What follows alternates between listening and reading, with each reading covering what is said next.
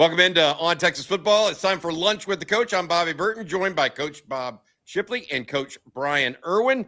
This episode brought to you by Austin expert realtor Laura Baker. Coaches, it was not the prettiest of games on Saturday for the Longhorns. We're going to discuss the ins and outs of that here today. I wanted to get y'all's expert opinion. Let's start, I think, with just the offense in general. What were your first takeaways from that game, Bob? Well, I think we've obviously got the elephant in the room with the quarterback situation. That's he's got some receivers out, but those passes weren't even catch. Some of those passes were not even catchable by our best receivers. But the offensive line. I mean, I just felt like when I went on the live cast in the second quarter, I just kept saying, having to go for it on fourth down all these times in the first half is not a good sign. It shows that we're obviously struggling, and we're trying to impede our will on them, but we can't. So, I feel like the offense is going to have to really improve once we get into the meat of our schedule, because we've got one more week to clean it up, and then it's all for real. Bryan, what do you think? You had some similar comments in our pre-show meeting here. What were your thoughts on the offense? Yeah, the fourth down attempts was really bothersome to me. We're just struggling.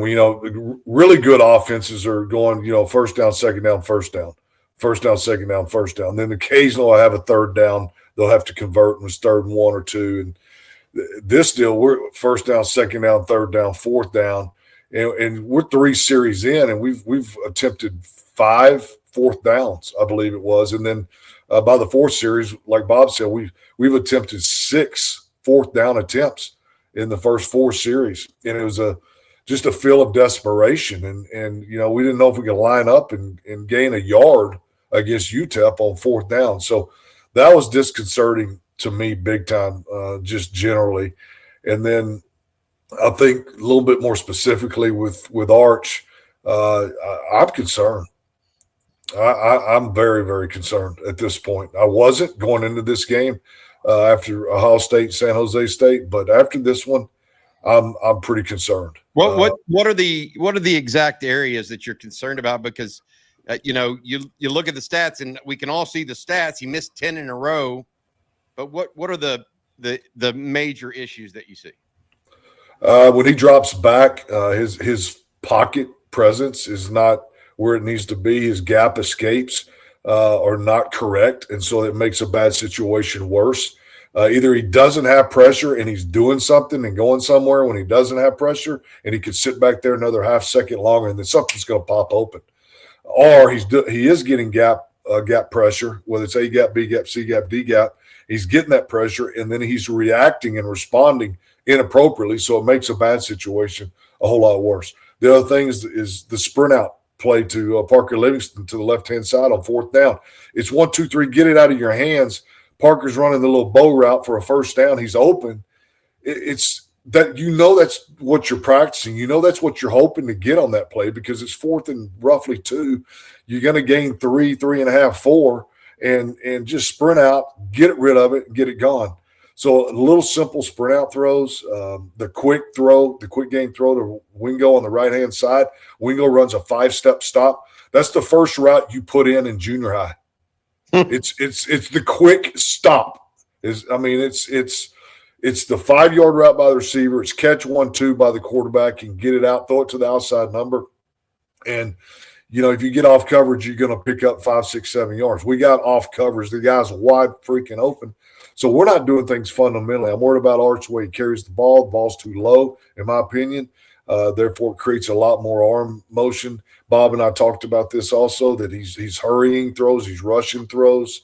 And it's almost like he's coming with a fastball when he just needs to throw a little change up in there, So in the 1 ball, the 2 ball, the 3 ball, the old Todd Dodge way of coaching quarterbacks, it's either a 1 ball, a 2 ball, or a 3 ball. And I'm not seeing any 2 balls. And so we're just layering in there. There's a lot. There's a lot. I think he's hesitant. I think he's in his own head right now. I think he's got some mechanic issues, and he's going to get it fixed pretty quick. Is it look? We saw him against Mississippi State last year. We saw him against UTEP last year, or was it UTEP? I can't even UTSA. Yeah. Is it all in his head, and it's just compounding? Like it's almost like he's got his dauber down, and he ain't getting back up. He's not bouncing back. Is Bob? You think that's the case here? Or yeah, I do. Yeah, I really do. I mean, he looked much better last season when he played against Mississippi State and UTSA. Yeah, there's no doubt, and it's you know, you have to feel for the young man. You know, with all the stress and pressure that's put on him and the Heisman favorite and all that stuff, he is a work in progress. And as a head coach and a quarterback coach, you've got to be a technician. You've got to be patient. You've got to be a counselor. You've got to be able to have almost therapy, you know, to get people back in the right frame of mind. And, you know, there's a lot of components that go into that. And you've got a young quarterback who's really pressing everything instead of just going out and having fun and doing what he's done his whole life. He's pressing too much, in my opinion, and it's gotten into his head. And so Sark's job over the next couple of weeks is start getting that stuff worked out in his head. And if he doesn't, after the Florida game, we're going to have a tough situation on our hands. Yeah, because to y'all's point, he's and I think Bryan said this, he's missing the simple throws. It'd be one thing if he misses the difficult ones. Or throws a difficult interception, etc. But it seems like he's missing the ones that every quarterback should make, including a backup. That's just a journeyman backup, right? And at that point, if you can't do that, what is your offense made of? Bryan, you mentioned that going into this game, you thought that there were other issues on the offense that might be bigger than quarterback. Coming out of this one, though, is that a different thought now for you? Yeah, it is different. I think the quarterback position moved to the top of the list for me. Receivers an issue. We're not playing great on the offensive line, but it's not as bad as it seems. That UTEP did a lot of twisting, a lot of gimmicky stuff where they take the nose and it's run twist and run stunts, and they're gambling, and they gambled some right into stoppage of us for a 1 yard gain.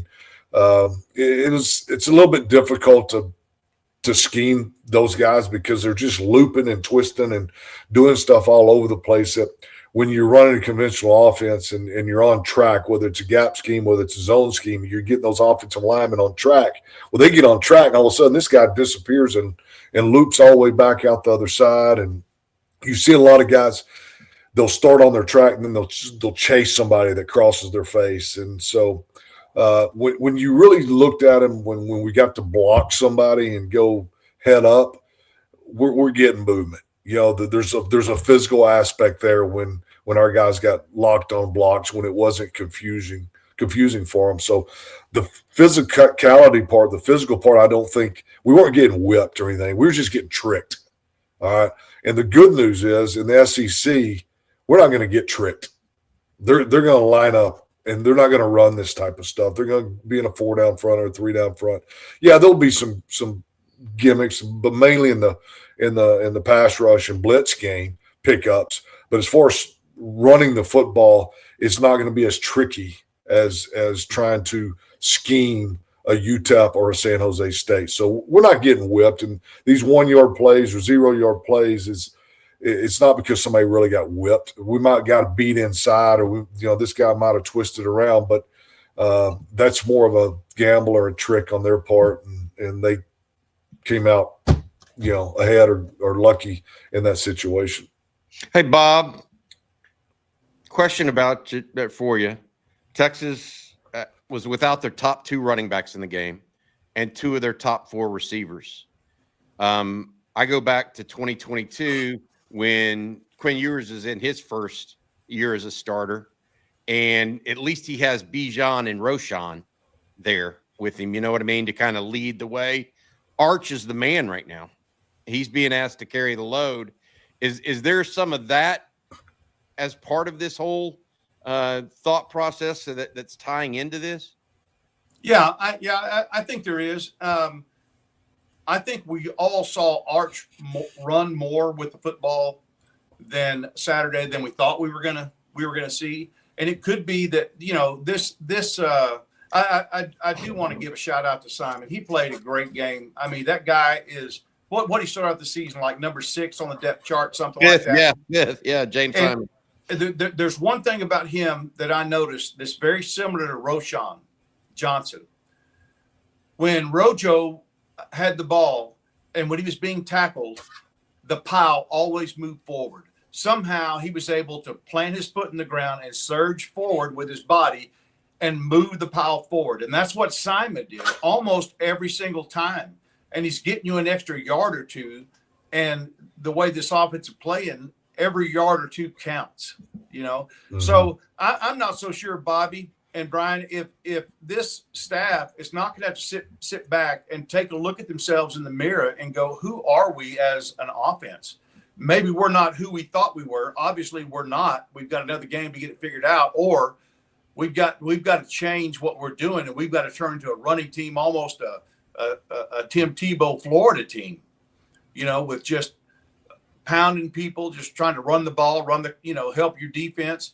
And because right now, it looks like we're more successful doing that than we are, doing Sark's base offense as you've been doing for the last 4 years.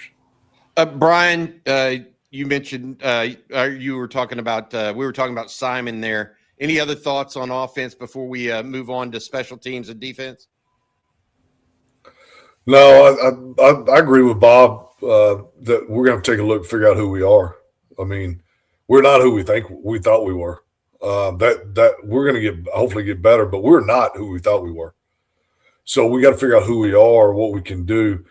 Start with the offensive line. What can Goosby's the best. He can do just about everything. With Stroh, we know what he can do and what he's not so good at. DJ Campbell the same way. Baker the same way. So we got to figure out where everybody fits, what everybody does well, and put guys in the best position that we possibly can put them in. And, Arch is going to have to run the football. To generate a run game, Arch is going to have to run the football. And it's not always going to be around the edge. I'm anxious to see how he runs between the tackles as well, because that's going to have to happen once we get into SEC play. Y'all mentioned that. It's funny. Not a lot of people realize this, but Texas actually scored on 4 consecutive possessions on Saturday. They scored the last 1 minute drive before halftime, and then they scored on 3 consecutive possessions, 2 in the third quarter, 1 ended, I believe, late third quarter, early fourth. But it was 2 field goals and 2 touchdowns. So, yep. And they did that when, guess what? Arch Manning started using his legs. Before and after that, it was no go, really a little bit. So I think y'all are on to something that, like, that identity that we talked about. It may not be flinging the ball 50 yards downfield to Ryan Wingo. It may be something else altogether. All right, before we go on to the defense and special teams, I want to say thank you to our sponsor. That is Laura Baker, Austin real estate expert and a good friend. If you need someone you can trust, reach out to Laura Baker. If you're moving to, from, or within the Austin area and need someone to talk to about real estate, make sure you reach out to Laura over at the Andy Allen team of Keller Williams, 512-784-0505. That's 512-784-0505. Laura at andyallenteam.com. She, again, is with Keller Williams and the Andy Allen team over there. All right, Bob. Near and dear to your heart, both your sons returned punts. You wanted to make sure we gave Ryan Niblett a little tip of the cap for this for his performance. Yeah, I've been pretty skeptical of Ryan as a return guy. He's let some punts hit the ground. We've lost some yardage. I was not aware of the explosiveness that he has, and so I mean, he's not going to run the fastest time in the combine, but may not be quite as flashy as what we've seen in the past, but he has shown that he could get us yardage and flip the field for us in special teams.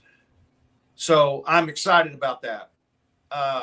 he seems to be reliable, dependable. As you mentioned in our pre-show meeting, Bobby, the fact that he caught them all cleanly, and that's huge. That's really big. That gives you lots of confidence. It gives him a lot of confidence. The bad thing is, on one of the punt returns, there were two obvious blocks in the back that were not called. Penalties are I played special teams. I was one of those guys that tried to play on as many things as I could.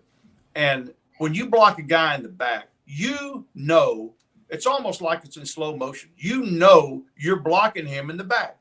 Okay. It has to go through your mind, block in back is bad. Don't block in back or something, But there were some penalties that weren't called. There were some penalties that were called. We've got to clean that up. But Shipley with his field goals, was consistent. I don't think he has the strongest leg, and I don't think he's going to win it with a 62-yard field goal. But he's definitely, has risen to the occasion every opportunity that he's had. So I think there's some good in that. Our punt return, we didn't try to block any. I thought maybe we might try to. Maybe we learned a lesson with that. Be smarter when you're trying to block a punt. But we're not doing a great job holding up guys. We're letting guys get past us too easily with not much resistance, and that'll be cleaned up. Obviously, they'll look at that on the film and get that corrected, hopefully. But overall, I'd have to say I'm impressed with the improvement that our special teams have made. We just have to clean it up. Yeah. All right, Bryan, you have anything you want to add on special teams, and then let's move on to defense. No, Roberson had two of those penalties on the punt returns, blocking the back, and then I believe blocking his man into the bench. So he had two big penalties there that nullified a couple of big returns. So we got to get those penalties cleaned up. But other than that, I thought it was good. Bomeister punted well. Shipley, we're going to need Shipley. This is the type of football team. We have the type of football team. We're going to have to win this thing with some field goals, playing great defense. These 6 fourth down attempts, that won't happen in SEC play. We get in that situation, we're punting the football. At least we better. We better punt the football and play defense and try to punch that thing in a couple times and then kick a few field goals. But not really anything other than that. Defensively, I thought we played lights out again. We're physical. We got lots of depth. Guys are running to the ball. They're playing hard. I said on Friday morning, coffee and football, that I thought Jelani McDonald was just one beautiful human being. And I'm sitting there watching the game the other day, and I'm like, he is a beautiful human being. He can play. He was making some serious tackles, big-time plays, got the interception on Malachi Nelson. He had a big, big day, so I love seeing that. But he's not the only one that deserves attention. The entire defense is playing really, really solid. This is the heartbeat of our team. We've got an SEC defense. We've got a Southland Conference offense right now, and we're gonna have to straighten that out because. We're going to have to rely on the defense to score points and special teams score points. But it is what it is. I mean, the proof's in the pudding, and our defense is rock solid and SEC worthy, but our offense is not right now. So hopefully they'll get it going. I did not like the end of that, Bryan. I did not like it, but I don't like saying it any more than you like hearing it. But Coach speaks the truth. Yes, he does. At least right now. Yeah, at least right now. They got a week. Last but not least, what do y'all want to see this week? I mean, what y'all have coached guys through these issues and teams through these issues. Is there anything you say to them or coax them out of it? Do you just start and say, do the simple things right? Let's start at page 1. I mean, how do you even approach it, Bob? I mean, what's the starting point to get this? I'm not a psychologist, although I probably needed one most of my life. but I just feel like you just get Arch back to being Arch and having fun. He's pressing too much. He needs to just have fun. He needs to go back to what he can do in his sleep. and just be patient and even in practice, take it one play at a time. Try to be the best player you can be on this rep you get in practice. Then the next time you're up, make this be the best rep you can possibly have in this practice. Then you try to translate that into the game. Go out on the first play. Don't think about anything that happened weeks before, days before, a play before. Go out and be the best player you can be on this play and have fun. I don't know what else to say other than he's not having fun. I promise you right now, Arch Manning is not in a good mood and not having fun. But he needs to, in my opinion, loosen up. He's been doing this since he could walk. He knows the mechanics. He knows how to do it. He just needs to just let that flow off of like water on duck's back, and just be who he is. And that if that's not who he is, we're going to change who we are. Yeah. Bryan, what do you think? Very similar to what Bob said. He and everybody else on the offense, we've got to trust in our coaching, trust in who we are, believe in our technique, believe in the guy beside us, trust the guy beside us. That's one big thing is someone not trusting the next guy that's making, Arch hesitant or apprehensive. Play with your eyes, play what you see. That was a big deal. Play what you see. Arch, it's 4th and 1. We're sprinting out into the bout. We're throwing the bow route. Get it out. We got the coverage we want. Just play what you see and take what they give you, and trust your mechanics and trust the way you've been coached. Trust your teammates and just play what you see, and things will take care of themselves, and you'll get better and you'll start having fun, because if you'll just play what you see, you'll start having some success, and then when you have some success, you'll have some fun. Yeah, I agree. All right. Thanks again to you coaches, Coach Bob Shipley, Coach Bryan Erwin. Thanks also to our producer, Matt Hutchison, behind the scenes. Also, thank you to Laura Baker, Austin Real Estate Professional, for sponsoring each and every episode of Lunch with the Coach. She's been with us for 3+ years now, and I hear great things about Laura every time she helps somebody out from the On Texas Football family. Again, you can reach out to her, 512-784-0505, or Laura at AndyAllenTeam.com. Coaches, until next week, Bob, you'll be on later this afternoon or later this evening with Rod Babers and CJ Vogel. I look forward to seeing that. Bryan, you'll be back on Friday morning. Every Friday morning, you'll be with us on Coffee and Football. For Bob and Bryan, I'm Bobby Burton. You guys have a good one. Okay.